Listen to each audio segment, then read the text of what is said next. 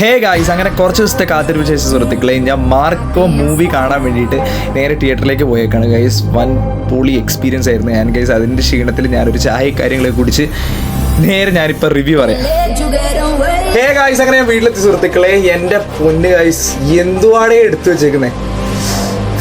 എൻ്റെ പൊന്ന് ഗൈസ്, എല്ലാവരും പോയിട്ട് കാണാൻ അടിപൊളി മൂവി. എനിക്ക് ഭയങ്കരമായിട്ട് ഇഷ്ടപ്പെട്ട്. വയലൻസ് അറ്റ് പീക്ക് ലെവലാണ് ഗൈസ്.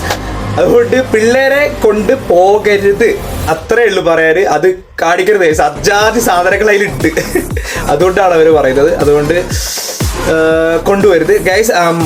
സൂപ്പർ പടം എന്ന് പറഞ്ഞാൽ സൂപ്പർ പടം. ആരുടെയും നെഗറ്റീവ് റിവ്യൂ ഒന്നും കണ്ടിട്ട് നിങ്ങൾ നോക്കിക്കൊന്നും വേണ്ട, നിങ്ങൾ പോയി കണ്ട ഗൈസ്. അടിപൊളി പടം. എന്തായാലും ഇന്ത്യൻ മൂവിയിൽ എന്തായാലും നിങ്ങൾ ഇതുപോലത്തെ ഒരു വയലൻസ് കാണാൻ വഴിയില്ല. അതുകൊണ്ട് എന്തായാലും പോയിട്ട് എല്ലാവരും വാച്ച് ചെയ്യുക ഗൈസ്. ഉണ്ണിമുന്തനും നെഗറ്റീവ് ക്യാരക്ടർ ചെയ്ത എല്ലാവരും അടിപൊളിയായിട്ടുണ്ട്. എല്ലാവരും അടിപൊളിയായിട്ട് പെർഫോം ചെയ്തിട്ടുണ്ട് ഗൈസ്. സൂപ്പർ പടം. എല്ലാവരും പോയിട്ട് ഇടാം. ബൈ.